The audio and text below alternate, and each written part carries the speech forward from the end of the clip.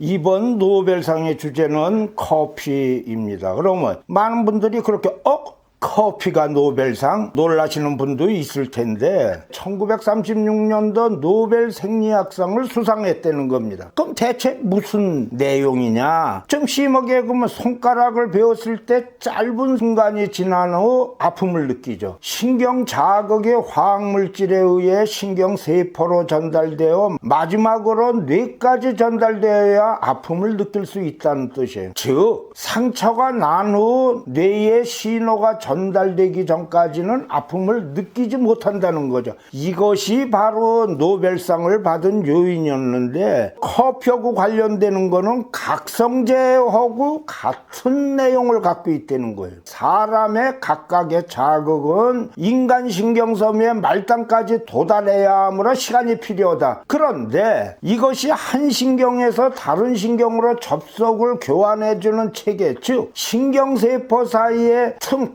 간격이 있다는 거예요. 이거를 시냅스라고 얘기를 하죠. 이것을 1897년에 셰링턴 박사가 시냅스를 발견을 했는데 아주 간단해요. 자극이 한 뉴런에서 다음 뉴런으로 전달되면서 곧바로 사라지는데 이를 이어주는 통로가 필요되는 거예요. 이것을 망상이론이라고 그러는데 신경섬유가 몸 전체에 뻗어 있는 원형질의 그물망을 형성한다는 뜻인데 이것이 그리스어의 시냅테인에서 유래를 해갖고 간극염접 또는 결합염접이라고 그러는데 크기가 3.5 나노미터라고 그럽니다. 그러면 이게 어느 정도냐? 세포로 봐서는 태평양 바다를 건너는 것처럼 먼 거리라 연계가 돼야 된다는 거죠. 그래갖고 셰링턴 박사가 1932년에 영국 생리학자 에이드리언과 함께 노벨 생리학상을 받습니다. 여기에서 신경 자극이 간극을 건너는 방법은 개구리로 연구를 했는데 이 자체에서 사진을 보더라도 가운데 뭐가 있죠? 이게 바로 신경 전달 물질이라는 겁니다. 즉 신경세포를 따라 움직이는 전기적 자극의 끝에서 마주치면 신경 말단에서 강력한 액체를 뿜어내는데 이것이 이제 신경 전달 물질로 간극을 건너고 난 다음 다른 신경세포로 들어가면 첫 번째 신경이 보낸 신호는 두 번째 신경으로 전달되었다. 이렇게 얘기해서 점점점점으로 계속 연결이 된다는 뜻입니다. 그런데 이게 인간이 참 오묘한 존재예요. 신경세포에서 분사되는 물질이 한 종류라면 문제가 발생해요. 뭐냐면 우리의 어마어마한 몸체에서 한 종류라면 무엇을 생각하고 떠올리거나 팔을 움직이면 모든 것이 느려지게 될 수가 있어요. 또 신경 전달 물질이 한 자리에 계속 붙어 있으면 세포의 활동이 멈추지 않는 이런 단점도 생깁니다. 이게 무슨 소리냐면 과거에 받았던 자극이 끊임없이 반복된다고 해서 잃어버리지 않고 좋은 기억만 있습니까? 나쁜 기억도 있고. 그런데 이와 같은 거에서 뇌와 전신의 신경세포들 사이에서 또 다른 형태의 분자들이 이제 활약을 하는데 때 해체반이라는 게 있어요. 신경전달 물질이 자신의 임무를 딱 하고 완성하면 곧바로 달라붙어서 아이가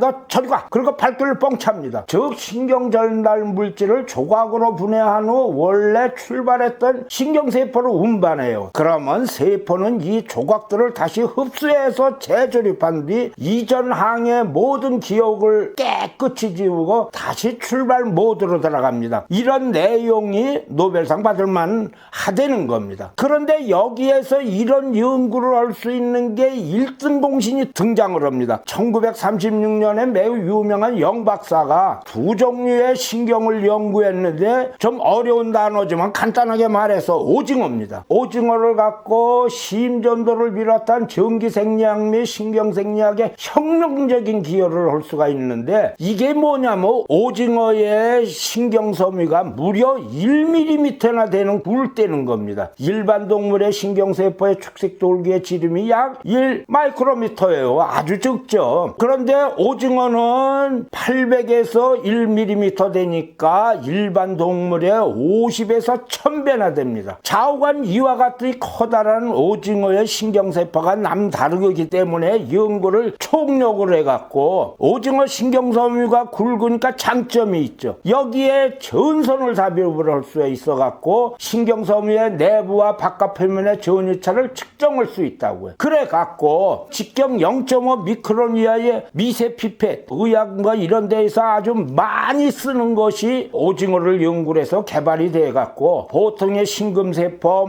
자극 전도계를 세포에 사입해갖고 병원에 가기만 하면 심전도 측정하고 그러는 게 바로 오징어서부터 나왔다. 그래갖고 인간의 두뇌가 자신에게 닥쳐오는 변화미 유형을 계속 살피고 적절하게 해석하는데 자기에게 닥쳐오는 위험 이런 거를 이렇게 쫙 보고 그러는데 이거를 어떻게 대처하고 하느냐. 여기에서 호지킨과 헉슬리 박사가 바로 오징어 축색돌기에서 신경형질 물질을 추출을 해갖고 나트륨 이온의 농도가 높지 않다는 걸 발견했어요. 오징어 축색의 세포막 내부에 있는 무엇으로 신경의 바깥면에만 나트륨 이온이 쌓인다는 걸 의미하죠. 즉 신경의 굵기에 따라 전달의 차이가 생긴다는 뜻인데 신경의 작동 방식이 항상 같을 수가 없다는 거예요. 뭐냐면 모든 신경을 한꺼번에 가동시킨다 그러면 문제가 많아지죠. 그래서 신경의 강력하고 안정적인 추진장치를 여러 곳에다가 분산해 놓는다는 거예요. 말하자면 자극의 신경을 따라가다가 중간중간 요처해서 재차 업그레이드 된다. 이런 얘기죠. 그래갖고 헉슬리, 호지킨, 에클스 박사가 1963년에 노벨 생리의학상을 수상했는데 신경작용과 이온의 투각성 연구다. 술안주로 팍팍 나오는 연구가 노벨상이 될 정도로 노벨상의 연구 아이템도 생각보다 우리 주위에 가까이 있다는 것을 이제 아실 수가 있습니다. 우리 일상생활에서 볼 수 있는데 추운데 오래 있으면 손가락이 둔해져요. 이것은 손가락에 있는 신경의 지방 덮개가 딱딱해지기 때문인데 그 결과 손가락 끝까지 자극을 전달하는 신경 속의 나트륨 이온이 따뜻한 공기만큼 잘 움직이지 못하기 때문이죠. 그래서 천하의 타격의 달인도 갑자기 추워진 날씨에 삼진을 자주 먹는 이유랍니다. 그래서 땀을 많이 흘린 투수가 공수가 교대되면 팔보호대를 차거나 두터운 옷을 입는 이유는 손을 따뜻하게 하는 게 매우 중요하기 때문이죠. 여기에서 술이 사람을 마비시키는 이유하고 커피하고 상당히 연계가 되는데 술은 추위하고 테트로도톡신이라고 보고도의 중간 정도 역할을 한다고 그래요. 그래서 알코올이 추위처럼 신경의 지방질 세포막을 굳게 만든다는 거예요. 술은 신체의 말단과 사고와 기억 담당하는 뇌 깊은 곳에 신경세포들을 건드린다는 거예요. 그래갖고 술을 마시면 좋은 점도 있고 나쁜 점도 있지만 잊고 싶은 것을 잊게 만들어주는 것이 바로 추위에 손이 약간 마비되는 것과 같은 작용이다. 이런 내용이 노벨상이라는 거를 들어보시면 우리의 궁금증을 아주 간단하게 설명을 해 준다는 거죠. 그러면 여기에서 좀 전문적으로 들어간다면 앙리데일 박사가 기억이 뭐냐고 본격적으로 이제 연구를 했어요. 과학계에서는 플라나리아처럼 많이 알려진 무척추 동물이 없을 걸로 생각을 하는데 여기에서 놀라운 결과가 나왔습니다. 훈련받은 플라나리아를 훈련받지 않은 플라나리아에게 먹였더니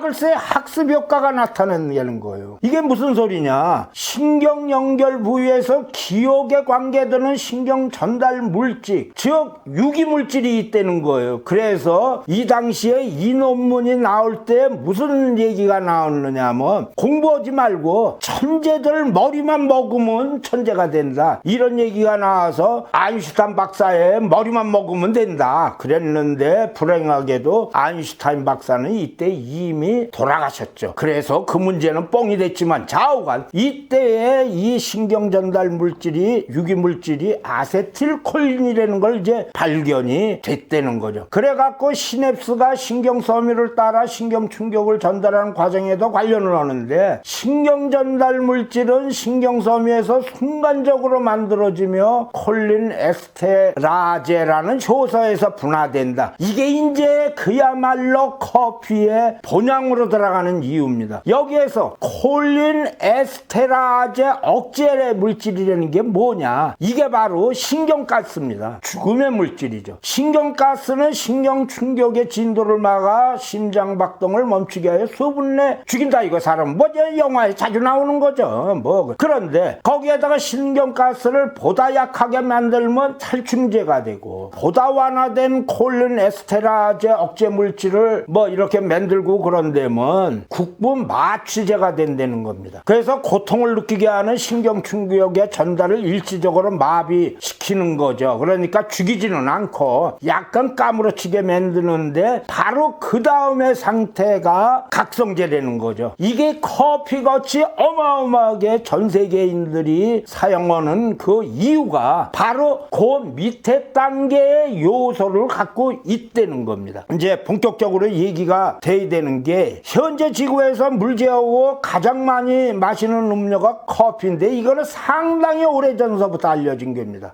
상당히 오래전서부터 백색 카페인을 복용을 했는데 이게 알카로이드 일종으로 해서 쓴맛하고 물에 잘 녹질 않아요. 그랬는데 1600년도에 수도사의 글을 보면 공부하지 않고 갤갤갤가는 녀석이 뒤처진 공부를 만회한다고 카페인, 각성제를 너무 많이 마셔갖고 문제가 있다. 뭐 이런 얘기하느냐. 그러면 이때의 카페인 각성제를 예전서부터 알아갖고 참 많이 알려져 있는데, 각성제란 뇌세포의 존재는 신경 전달 물질 중 아데노신, 뇌세포에 닿으면 세포의 활동 빈도를 낮춰줘요. 이게 이제 무슨 소리냐면 신경세포들을 쉬게 만들어주는 잠이 필요되는데, 여기에서 카페인을 집어넣으면 아데노신이 신경세포를 쉬게 만들어주지 못하게 방해를 해요. 즉 피로는 온대 몸이 중추 신경계를 계속 깨우기 있게 만드는데, 이게 시험 공부할 때 에너지 드링크가 그 진짜 폭발같이 팔리죠. 이게 각성제 역할인데 바로 카페인도 고카페인이라는 겁니다. 이것이 커피거든요. 그러면 커피를 어떻게 발견했느냐? 세 가지가 있습니다. 동화 같은 얘기예요. 7세기 때 양치기 소년 칼디가 양들을 뭐 이렇게 데려가는데 어느 곳에서 빨간 열매를 먹자 글쎄 우치과 같이 양들이 흥분해 갖고 날뛰는 거예요. 그래서 지도 좀 관심이 있을 거 아닙니까? 그래 갖고 열매를 먹어봤더니 기분이 상쾌해지고 머리가 맑아진다는 거예요. 그래 갖고 이걸 쪼르륵 해 갖고 사제한테 갖다 줬더니 사제가 악마의 물질이라고 불에 던졌는데 구운 커피가 되는 거죠. 커피가 잠을 쫓고 정신을 깨우는 효과가 알려지기 시작됐다. 그래갖고 기원 600년경부터 특정 유목 부족들은 전투 전에 활력을 위해 으깬 커피를 마셨다. 뭐 잘 알려진 얘기입니다. 이것이 뭐 커피의 모든 것이라는 뭐 책에 등장했다고 그러고요. 두 번째는 아주 유명한 얘기입니다. 이슬람교의 창시자인 모하메드가 병을 앓고 있는데 글쎄 꿈에서 천사 가브리엘이 쫙 나오더니 커피나무와 검붉은 열매를 보여주며 먹어보라고 한 거예요. 그래서 꿈에서 딱 깨어나갖고 커피 열매를 먹고 병이 쫙 났다는 겁니다. 이러다가 보니까 야마 커피 마시라 이렇게 얘기가 안 되겠어요. 세 번째는 이슬람교 사제의 세이코 오마르가 오사바 산으로 추방이 되었는데 새가 새빨간 커피 열매를 쪼아 먹는 거를 보고 따서 먹었더니 글쎄 피로가 팍 풀리고 기운이 회복되는 겁니다. 그래갖고 이 빨간 열매가 상당히 인간에게 몸이 좋다 이렇게 생각을 해갖고 사람들을 치료하는데 사용을 해갖고 완전히 슈퍼스타가 된 겁니다. 슈퍼의사가. 그래갖고 사면이 되고 성자로 불렸다는 얘기인데 세 가지 전설 모두 이슬람과 관련돼요. 그리고 아랍어의 힘이 커피로 변하였다 이런 얘기입니다. 자, 이런데 커피를 해서 십자군들 전쟁으로 유럽으로 들어갔는데 이교도의 음료를 낙인이 찍혀갖고 마시지를 하질 않았다는 거예요. 그랬는데 자군 전쟁 이후에 르네상스가 시작이 되고 문예 부흥운동이 되고 이러는데 이게 커피의 각성 효과를 인간이 가만둡니까? 많은 예술가들의 사랑을 받았는데 이때 교황 클레멘트 8세가 커피를 마셔봤노 짱단 거예요. 그래갖고 그 맛에 반해갖고 커피에 세례를 내리고 커피 금지령을 해제했다고 알려집니다. 한국에는 고종 32년이니까 1895년에 을미사변 때 러시아 공사가 고종에게 진상했다, 이런 기록이 있습니다. 자, 그런데 이 커피의 특성이 여러 가지가 있는데 커피를 마신 후 시간이 지나면 각성 효과가 떨어져요. 이것은 무슨 소리냐? 카페인이 우리 몸의 효소에 분해되기 때문인데 이성규 박사는 효소는 개인마다 양과 분해 능력이 서로 다르다. 그래서 카페인의 효과가 느껴지는 최소 농도가 1.8mg에서 178mg까지 거의 100배 차이가 나온다. 그래갖고 사람에 따라 차이가 많다, 이런 얘기인데, 자, 이런 면에서 카페인의 장단점이 있을 겁니다. 그러니까 지금까지도 이제 버텨지는데 이걸 이은하 박사가 이제 얘기한 거를 제가 짜르륵 한번 얘기를 하죠. 뇌에 각성 효과를 이제 주는데 이것이 피로함을 덜 느끼게 해주고 정신지정을 도와준다. 또한 혈관 수축작용으로 편도통을 없애주며 진통제와 함께 복용 시 시너지 효과가 있다. 두 번째로는 심장에서 맥박이 고르지 않게 뛰는 부정맥을 유발 또는 혈압을 올리는 작용이 있다. 그래서 고혈압 환자들은 커피를 마시지 않는 게 좋다, 이런 얘기가 있습니다. 세 번째는 위장 및 소화기에서 위액과 소화액의 분비를 촉진시켜 갖고 소화를 돕는다.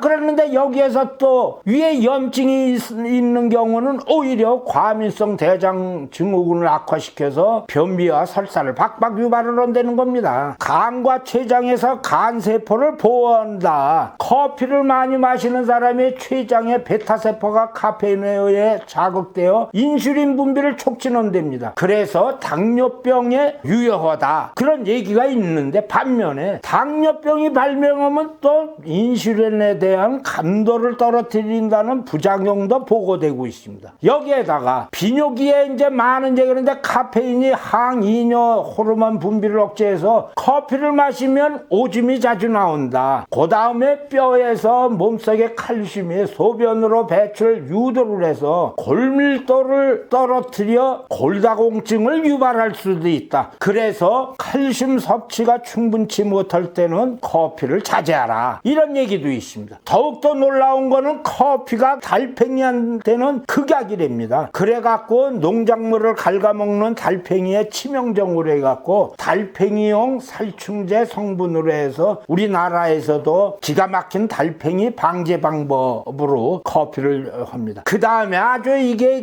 여러 사람들한테 기분 좋게 만들기는 얘기기는 하는데 커피가 기분을 좋게 하여 다른 사람의 말에 더 귀를 기울이게 하는 효과가 있답니다. 남자들이 여자들에게 커피 한잔 하자고 이렇게 말하는 게 과학적인 근거가 있다는 얘기입니다. 거기다가 한두 잔의 커피가 정자를 활발하게 해서 임신이 될 확률이 높다. 여기다가 근육의 에너지원 카페인이 당 대신 지방 사용을 촉진해 갖고 운동할 때 지구력이 높아지고 피로를 느끼는 시점도 늦춘다. 여러 가지로 구구절절 얘기하는 이런 얘기입니다. 그런데 여기에서 아주 놀라운 얘기를 하나 있습니다. 프랑스 국립의학연구소의 게론 리치 박사가 65세 이상 성인 남녀 7,000명을 대상을 해갖고 커피 하루 3잔씩 마신 그룹과 한 잔 마신 그룹 보고 기억력을 조사해봤더니 커피를 석 잔씩 마신 사람이 기억력 저하가 45%나 적대는 겁니다. 캐나다 오타와 대학 연구팀도 6천여 명을 조사를 했더니 기억력 테스트에서 31%가 높았다. 커피가 기억력에 상당히 도움을 준다는 건데 서울 아산병원 고재명 교수도 커피의 카페인 성분이 중추신경을 흥분시켜 뇌의 망상체 즉 의식 조절 장치에 작용해서 기억력을 높여준다. 이렇게 얘기를 했는데 고재영 박사는 전번에 노벨상 수상자로 상당히 강력하다, 이렇게 얘기가 된 적도 있습니다. 그렇다면 커피나무가 왜 카페인 성분을 만들어내느냐? 요거는 움직일 수 없는 식물이 곤충을 해치를 하기 위해서인데, 특히 커피 천공충이라는 거는 에스프레소 500잔 정도를 먹을 정도로 그냥 커피를 박박 먹는다는 거예요. 이와 같은 해충으로부터 자신을 지키기 위해서 카페인을 만드는데, 이것이 카페인이 박테리아하고 곰팡이를 죽이고 몇몇 해충들을 불임을 유도한답니다. 그러니까 곤충과 유충의 행동과 심장에 장애를 가져오는데, 나사의 박사들이 거미한테 카페인을 먹였더니 모기 한 마리도 잡기 어려울 정도로 거미줄을 엉터리로 친다는 겁니다. 그만큼 이게 곤충들한테 상당히 큰 치명상을 준다, 이런 얘기인데, 이게 커피의 아이러니는 뭐냐면, 곤충이 커피 열매를 직접 먹을 경우 카페인 농도의 1% 내외인데, 사람이 두세 잔 커피를 복용할 때는 카페인의 200~300mg에 불과해갖고, 성인 몸무게를 60kg으로 볼 때는 300mg은 아주 적은 양이라는 거죠. 그러니까 순수 카페인은 한 10g 정도만 먹어도 사망이 가능한데, 커피를 많이 마셔도 큰 문제가 안 생긴다, 이런 얘기입니다. 그런데 카페인이 커피에만 있습니까? 잘 아시는 녹차, 홍차, 코코아, 콜라, 이걸 이제 이용하는 초콜릿, 커피 우유, 초코우유, 커피맛 아이스크림도 상당량의 카페인이 들어가 있습니다. 그런데 이제 마지막으로 얘기를 하면, 커피가 상당히 요상한 역할을 해요. 딸기를 먹으면 입에서 딸기향 냄새가 나죠. 파인애플을 먹으면 파인애플 냄새가 나요. 그런데 커피는 좋은 향기 커피를 마셔도 시간이 지나면 커피 향이 사라지고 고약한 입 냄새가 납니다. 입속의 박테리아 범식에 커피가 가장 이상적이랍니다. 박테리아들이 입냄새의 주요 원인은 황화수소를 배출하는데, 커피 플러스 우유 플러스 설탕을 할 때 가장 활성화돼 갖고, 한마디로 박테리아가 좋아하는 영양분이라는 거죠. 이상입니다.